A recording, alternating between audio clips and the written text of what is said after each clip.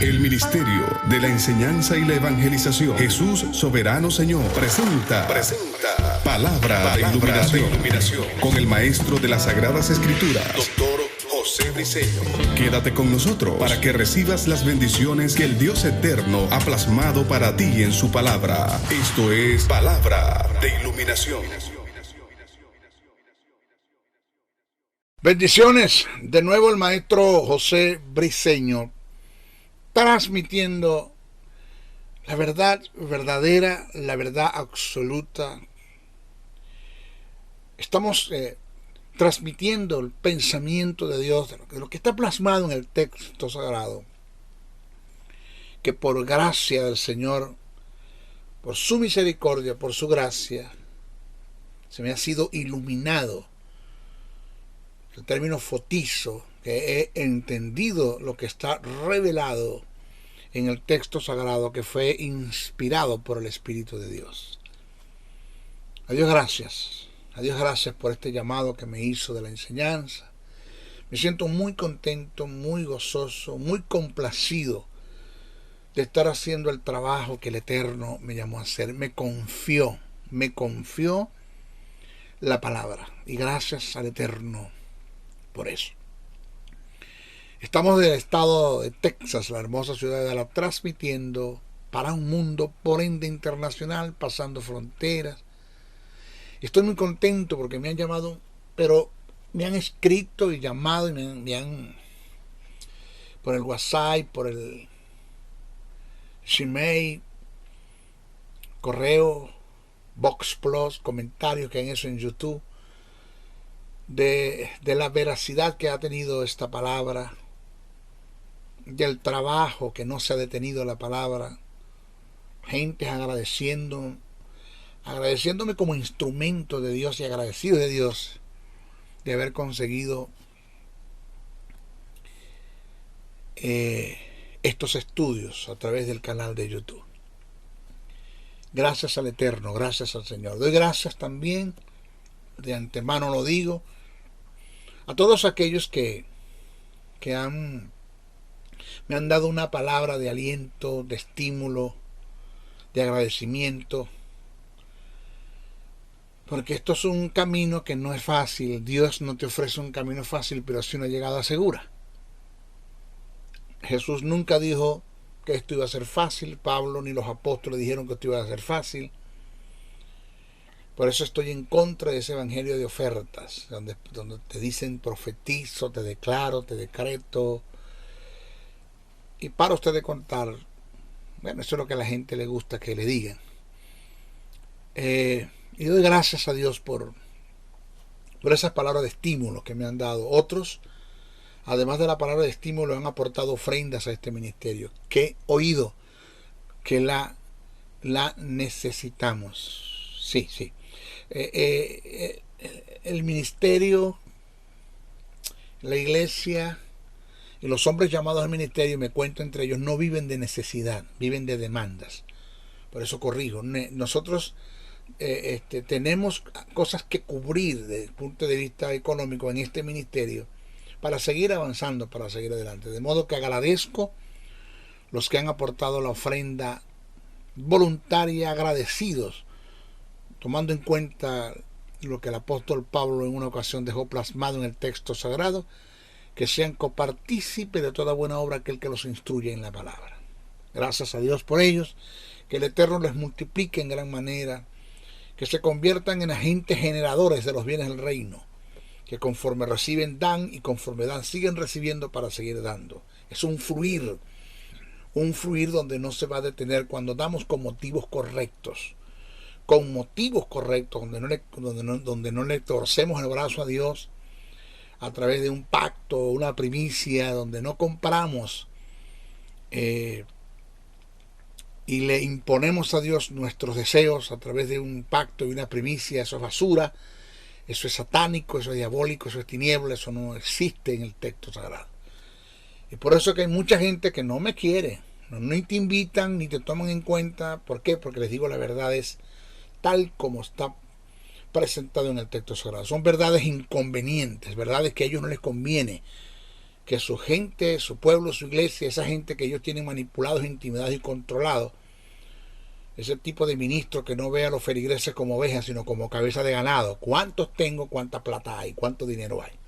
Eso es basura, eso es diabólico. Tendrán que darle cuenta a Dios por eso. Pero bueno, ese es otro tema, lo vamos a hablar después. Estamos desarrollando el tema de escatología, eventos del porvenir. Este es nuestro estudio número 6 y estamos colocando razones por qué la escuela del traslado parcial pierde fuerza en la escatología. Y entre las razones que hemos dado y que vamos a seguir es que ellos han tomado textos, pasajes y parábolas que no tienen nada que ver con la iglesia para apoyar su doctrina. Ya hablamos de la parábola del hijo de las 10 vírgenes, eso lo presentamos. Hoy vamos a tratar la parábola de las fiestas de las bodas. Eso que está registrado en Mateos, el capítulo 22, verso 14. Esa parábola no tiene nada absolutamente que ver con la iglesia. Vamos a estudiarlo. Y ellos toman de lo que está en la parábola una expresión que lo voy a demostrar que no tiene nada absolutamente que ver con la iglesia.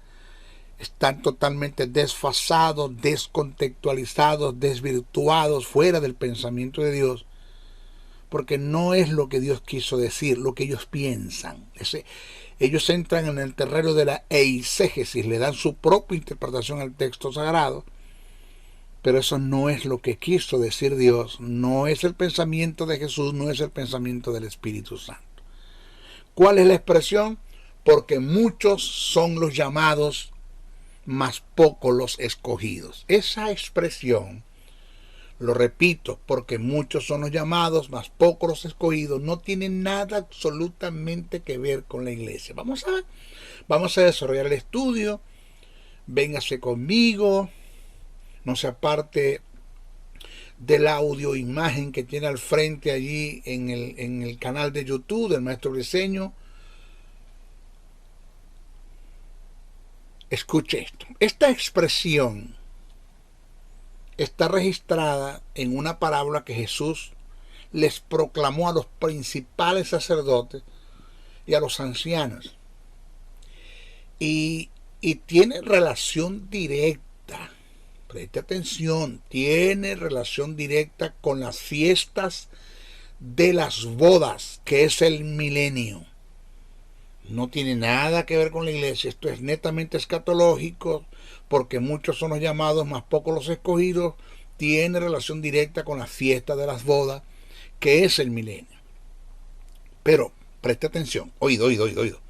Vamos a respetar la hilación del pensamiento, el texto con su contexto. Vamos a tomar en cuenta los códigos, reglas y principios de interpretación. Por lo tanto, no se le puede dar una interpretación a esta expresión. Muchos son los llamados y pocos los escogidos. Si antes no se hace un análisis exegético a la parábola anterior. Antes de esta parábola hay una que tiene relación. Es un solo pensamiento. Tiene relación, las dos tienen relación y tienen un denominador común. Es un mismo mensaje, es un solo mensaje. De modo que cuando yo tomo la parábola de la fiesta de las bodas y trato de dar una interpretación sin tomar en cuenta una parábola que está antes de esa, que ya la vamos a explicar, jamás yo voy a entender o voy a tener una luz clara de lo que Jesús quiso decir cuando dijo, porque muchos son los llamados, más pocos los escogidos. No, jamás lo voy a entender. Vamos a ver.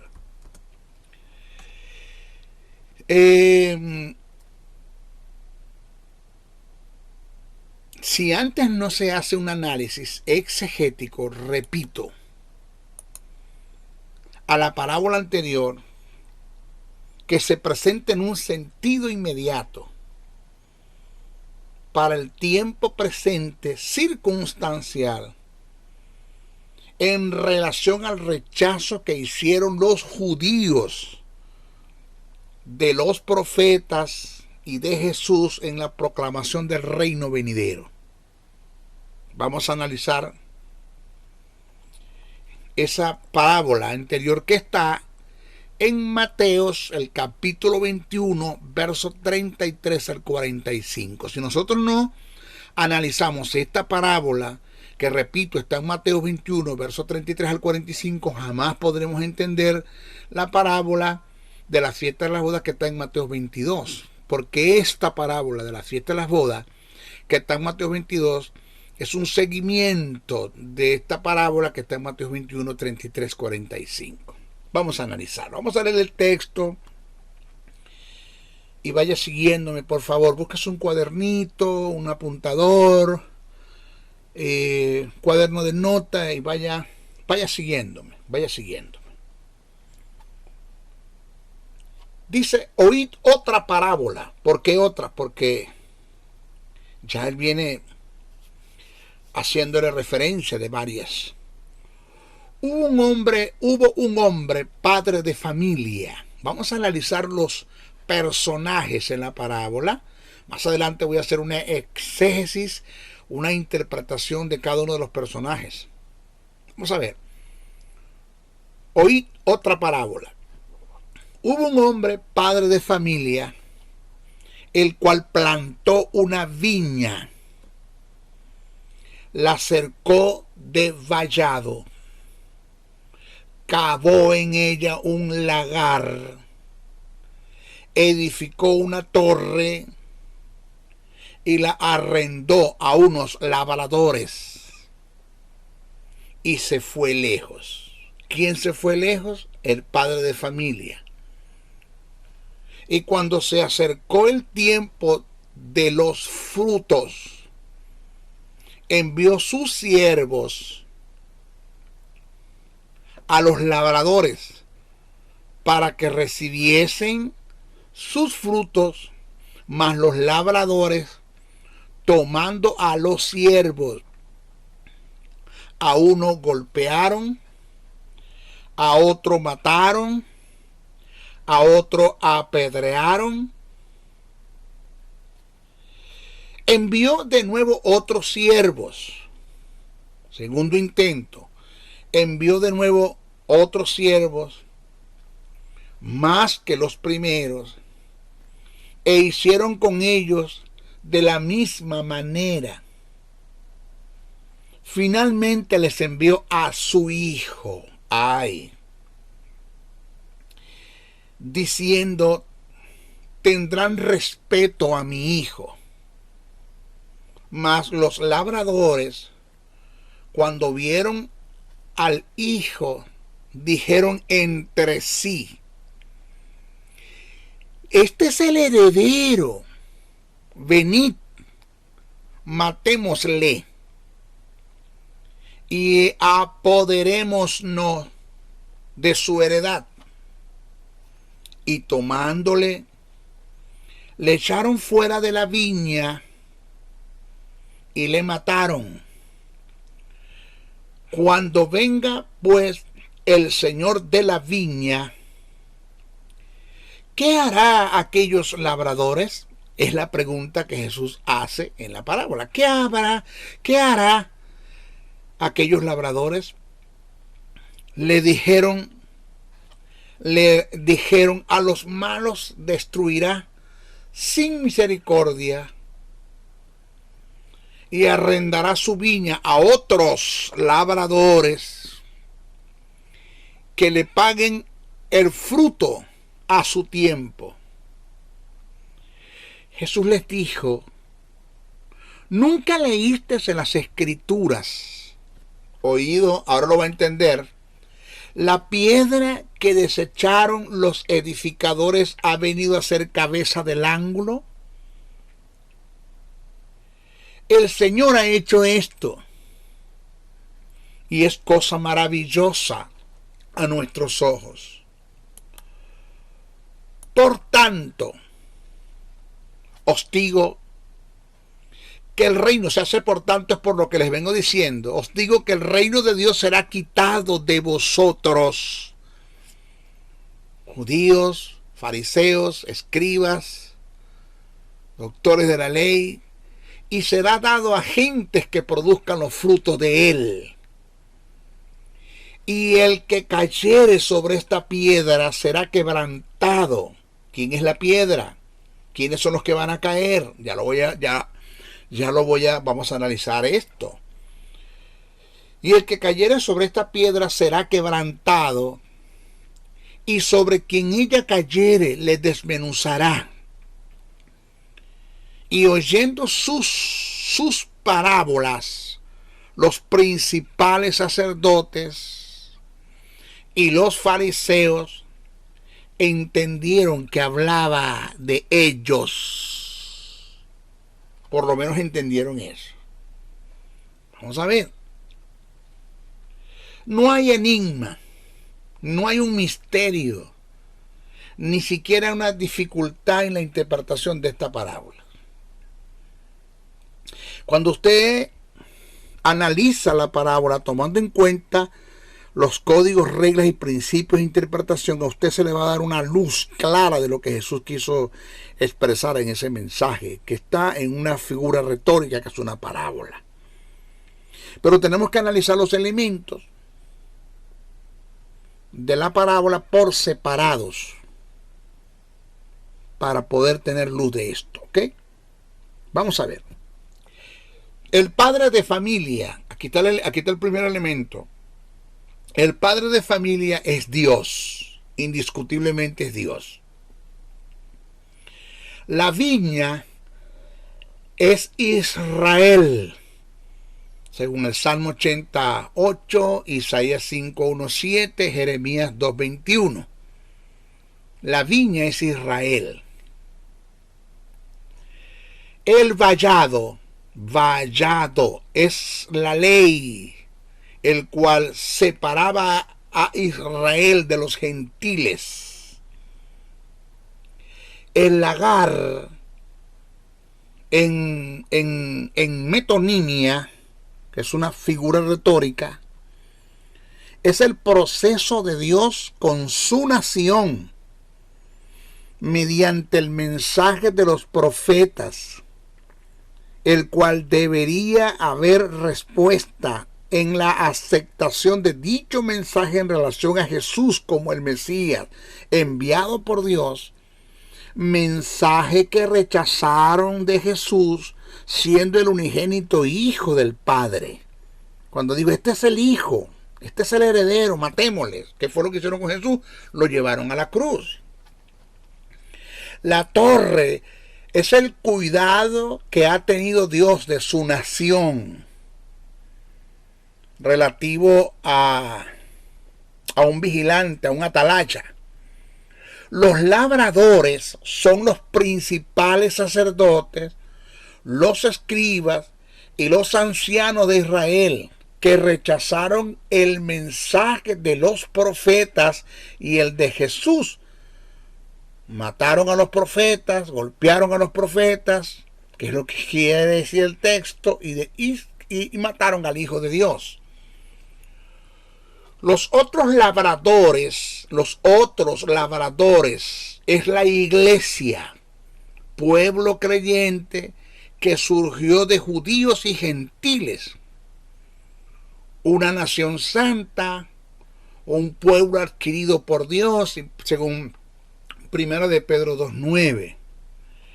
La piedra, oiga, cuando dice el que tropezare con esta piedra será quebrantado, mas sobre quien ella cayera será desmenuzado. Vamos a ver esto, ¿verdad? Que está aquí. Aquí hay una verdad, pero wow, mata demonio. Una cosa impresionante. Yo digo, wow, ¿qué Jesús? ¿Qué mensaje dio mi hermano acá, mi Salvador, mi Cristo?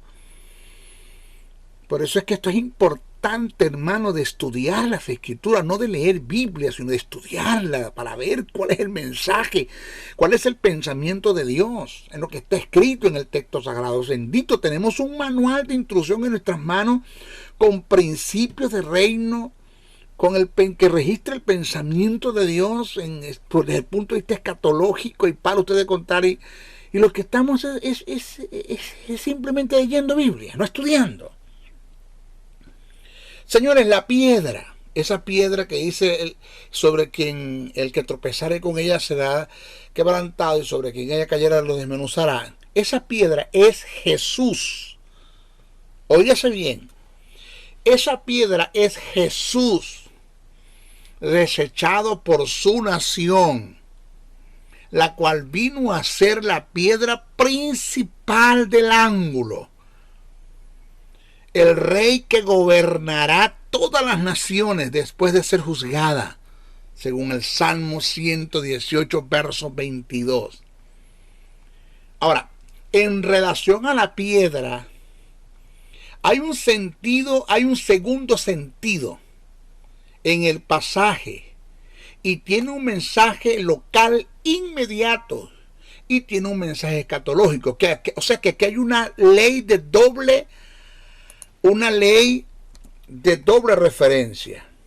Eso se puede entender allí, ya lo vamos a explicar. Hay una ley de doble referencia. No se me aparte, porque ya se lo voy a explicar. Hay una ley de doble referencia. ¿Qué usted quiere decir con esto, maestro? Vamos a ver. El mensaje local e inmediato. Primero vamos a tomar el mensaje local e inmediato y después tomamos el mensaje escatológico. El mensaje local e inmediato se cumple en Jesús, siendo Él la piedra de tropiezo, que con su mensaje actual, no ajustado a la tradición de los ancianos, era causa de confrontación a quienes le oían. Por eso la primera parte del texto dice: y el que cayere sobre esta piedra será quebrantado. Porque el mensaje inmediato ahí es Jesús. Ese es el mensaje inmediato. Se cumple en la persona de Jesús, siendo Él la piedra de tropiezo, que con su mensaje actual, no ajustado a la tradición de los ancianos, era causa de confrontación a quienes le oían. Por eso la primera parte del texto dice: y el que cayere sobre esta piedra será quebrantado. Tiene que ver con confrontación. Confrontado, retado. Ahora, en el mensaje escatológico, porque ya dimos el mensaje inmediato, vamos al mensaje escatológico. Hace referencia a Jesús cuando venga en su segunda venida a establecer el reino. Pero antes de que se establezca el reino, Jesús juzgará a las naciones. Juzgará a las naciones, tanto judíos como gentiles. El juicio es relativo al arruinar, arrasar, devastar. Por esta causa, la segunda parte del texto habla de desmenuzar, término que significa hacer pedazos, asolar. Cuando dice el pasaje: y sobre quien ella cayere, le desmenuzará. O sea que cuando dice el que cayere sobre esta piedra será quebrantado, esto es un sentido inmediato. Se cumple en Jesús en el momento de su ministerio. Pero cuando estaba acá en la tierra, por ende. Y cuando dice: sobre quien ella cayere, le desmenuzará, ahí es la referencia también es a Jesús, pero eso es un sentido escatológico. Cuando venga en su segunda venida a establecer el reino. ¿Ya? Pero antes de que se establezca el reino, Jesús juzgará a las naciones. El juicio es relativo al arruinar, ya lo diga, arrasar, devastar. Por esta causa, la segunda parte del texto habla de desmenuzar, término que significa hacer pedazos, asolar, que es donde se cumple cuando Jesús dijo: Ahora lo vas a entender, se te prende el bombillo. ¡Ping! Ya entendí. Y sobre quien cayere, le desmenuzará. Quien cayere, que la piedra. Esto, y sobre quien ella cayere, la piedra, que es Jesús, tiene que ver con el juicio, el cual va a venir con el Hijo del Hombre en su segunda venida a todas las naciones. Esto tiene mucho que ver con lo que está escrito en Mateo 24, donde dice donde está el cuerpo muerto y estarán las águilas. Que el cuerpo muerto y las águilas no tienen nada que ver con la iglesia. Porque muchos han aplicado el cuerpo muerto con Jesús y las águilas con la iglesia que está al encuentro de Jesús. Resulta que primero el término no es águila, es buitre. Las águilas no comen cadáveres. Los buitres sí, es un ave de rapiña lo que presenta, y hay una mala traducción allí. Es un ave de rapiña. Y cuando el texto dice, porque donde está el cuerpo muerto estarán las águilas, cuando después de la venida del Hijo del Hombre, así como el relámpago que sale del oriente y se muestra hasta el occidente, así será la venida del Hijo del Hombre, porque donde está el cuerpo muerto estarán las águilas. El cuerpo muerto es el estado de putrefacción, de pudrición, lleno de pecado en el cual se van a conseguir las naciones. Y las águilas, que no es águila, es buitre, es lo que devora la pudrición, la putrefacción. Viene siendo el juicio con la cual viene con el Hijo de Dios a acabar con el pecado en las naciones que están en el pecado. Eso es lo que quiere decir el texto, ¿no? Entonces, en el estudio que hicimos a esta parábola denominada la de los labradores, nos podemos dar cuenta, no sé si usted se dio cuenta, yo estoy creyendo que usted ya lo entendió, que no tiene relación directa con el programa de Dios y la iglesia. No tiene nada que ver con la iglesia. Por consiguiente, la parábola que vamos a estudiar, denominada las fiestas o banquete de bodas, donde se encuentra la expresión muchos son los llamados, más pocos los escogidos. Tampoco tiene nada que ver con la iglesia, ya que es una continuación y complemento de la primera parábola. De ser así, ¿quiénes son los llamados y quiénes son los escogidos, maestro? ¿Usted me puede explicar eso? Sí, vamos a analizar la parábola. Vamos a analizarla. Vamos a leer, vamos a ver. Respondiendo Jesús les volvió a hablar en parábolas. Les volvió a hablar. ¿Por qué dice les volvió? Porque ya les venía hablando. Diciendo, el reino de los cielos es semejante a un rey que hizo fiestas de boda a su hijo. Y envió a sus siervos a llamar a los convidados a las bodas, mas estos no quisieron venir. Volvió a enviar a otros siervos, diciendo, decid a los convidados, he aquí, he preparado mi comida, mis toros y animales engordados han sido muertos, y todo esto dispuesto, venid a las bodas. Mas ellos, sin hacer caso, se fueron uno a sus labranzas, otros a sus negocios, otros tomando a los siervos los afrentaron y los mataron. Al oír el rey se enojó. Entonces dijo a sus siervos, las bodas a la verdad están preparadas, mas los que fueron convidados no eran dignos. Y pues a las salidas de los caminos y llamad a las bodas a cuanto halléis. Acuérdense que está hablando de la fiesta de las bodas, no de las bodas. Las bodas fueron ya se dieron en el cielo. Y llamad a las bodas a cuantos halléis. Y saliendo los siervos por el camino, juntaron a todos los que hallaron, juntamente malos y buenos. Y las bodas fueron llenas de convidados. Y entró el rey para ver a los convidados, y vio allí un hombre que no estaba vestido de boda, y le dijo, amigo, ¿cómo entraste aquí sin estar vestido de boda? Mas él enmudeció. Entonces el rey dijo a los que servían, atadle de pies y manos y echadle en las tinieblas de afuera, allí será el lloro y el crujir de dientes, porque muchos son los llamados y pocos los escogidos. Fíjese, en esta parábola, vamos a leer, Jesús presentó a la nación de Israel como excluida, y a los menospreciados, que son gentiles, como invitados a la mesa. Cuando nosotros analizamos esta parábola en un lenguaje cultural, en paralelismo con Lucas 14, el capítulo 14, verso 15-24, tiene y encierra el mismo mensaje de la parábola de las 10 vírgenes. Se utilizan expresiones en común que no tienen nada que ver con la iglesia, tales expresiones como reino de los cielos, bodas, fiestas de bodas, echárteles en las tinieblas de afuera, llorar y crujir de dientes.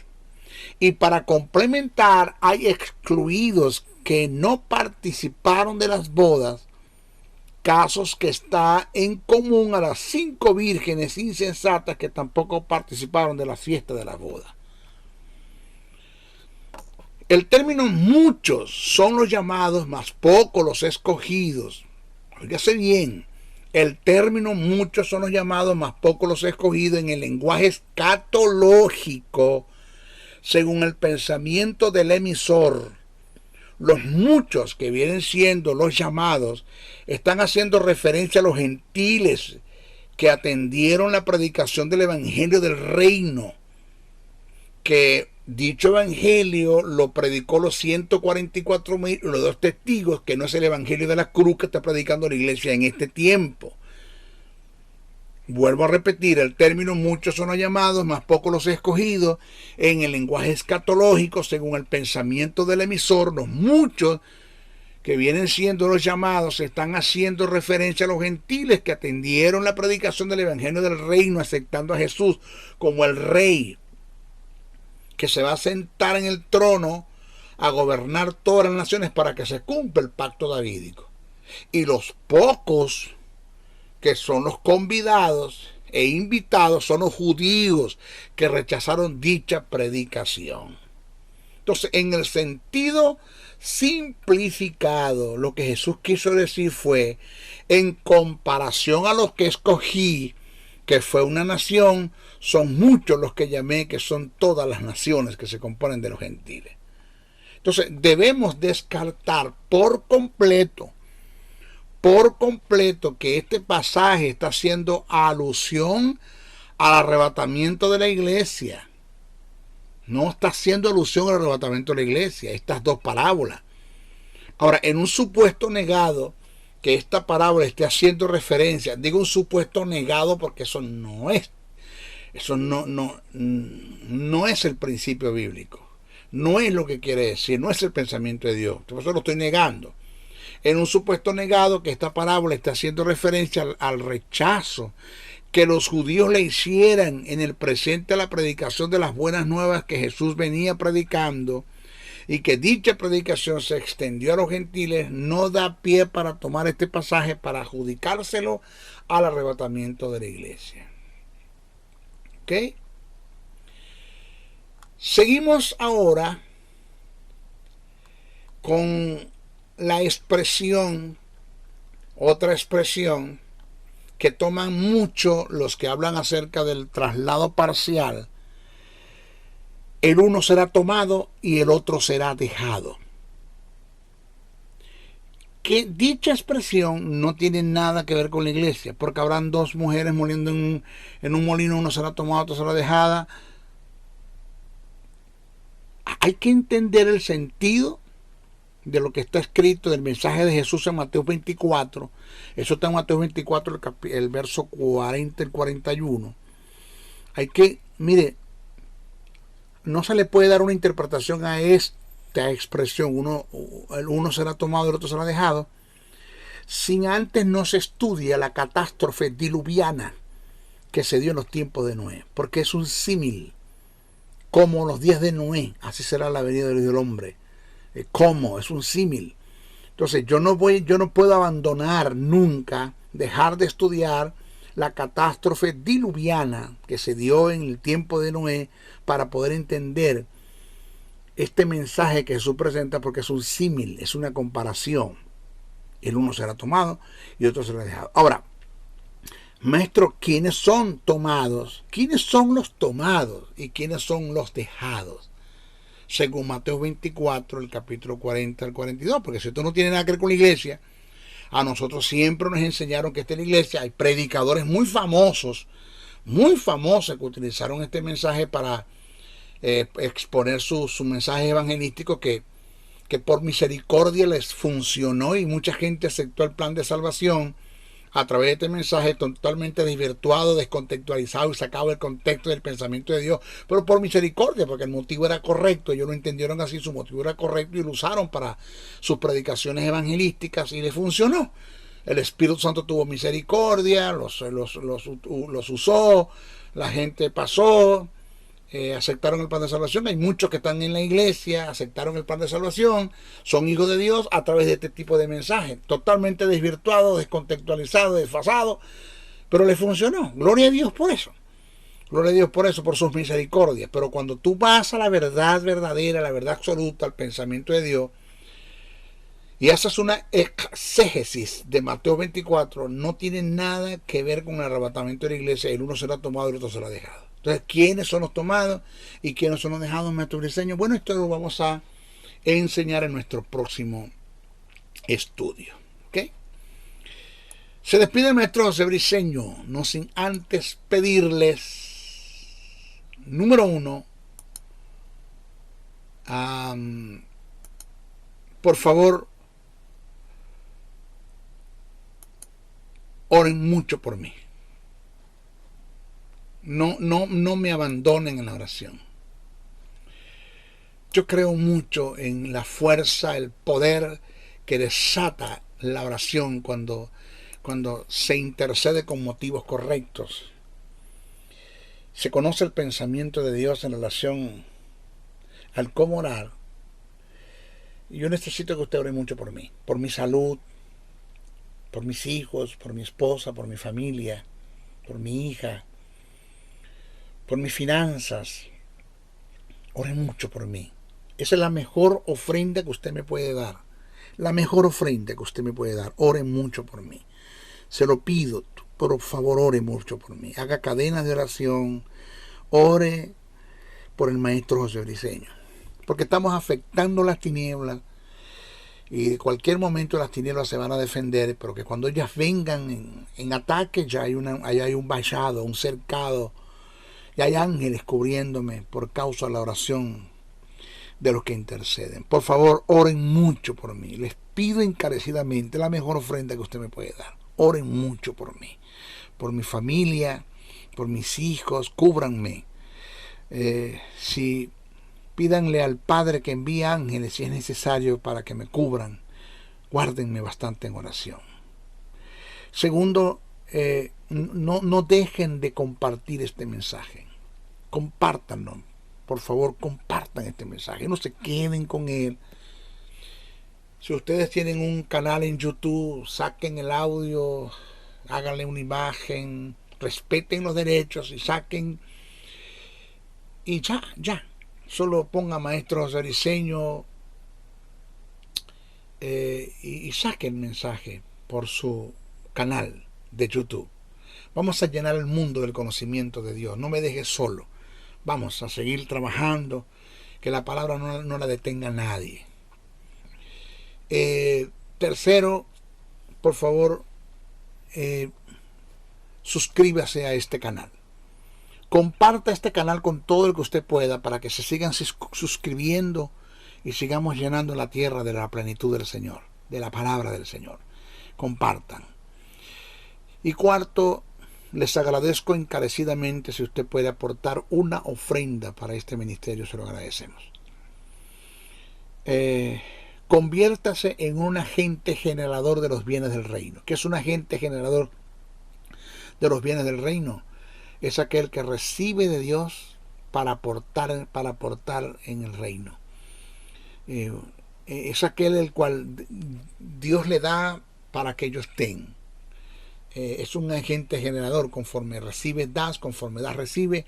Y cuando tu motivo es correcto, donde no tengo que manipularte, intimidarte, controlarte, ni decirte que pactes, ni decirte que diezmes, ni decirte que las primicias, entrar en ese terreno sucio, diabólico.